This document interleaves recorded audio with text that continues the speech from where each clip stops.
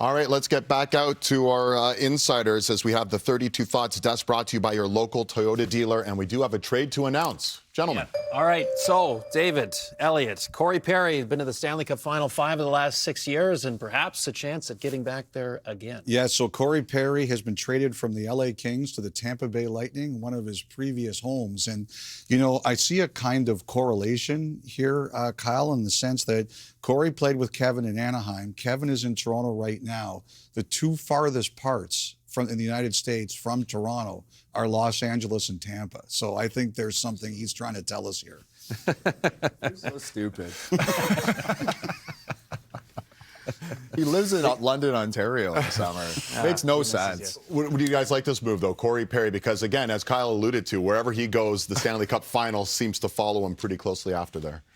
Yeah, I mean, you think about Tampa Bay and what a stretch they've had. And, you know, we just heard Perron talking about aspiring to be like a Corey Perry. So you see teams that bring him in. They understand his role, his value, what he adds on the ice, the personality, the leadership that he brings off the ice. So I just think you're adding just a little more grit, a little more intensity, and someone who can also finish in some certain situations for you down low for the Tampa Bay Lightning. We did just hear that he asked for an extension, so I'm not sure what I guess those talks. You got denied.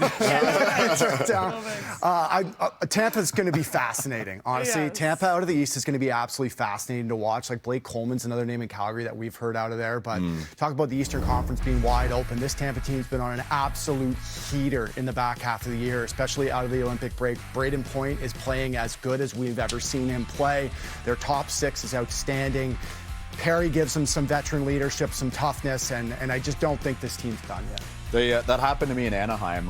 They asked me to lift my no move clause for the expansion draft, and I said, "Oh, okay. Like, just give me a 1-year extension then." They're like, "Oh, okay. We'll get back to you." Never got back to you. So here you are. It happened to Perry too. You know, he's a winner.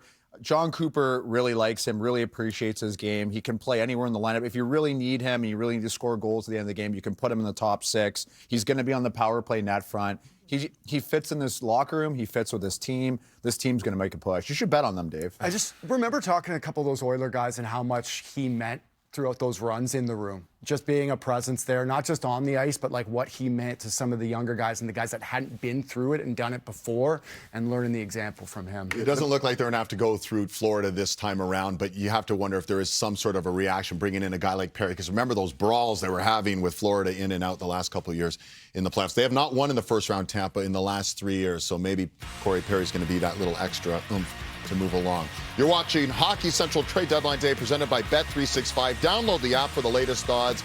We're rolling closer and closer to trade deadline.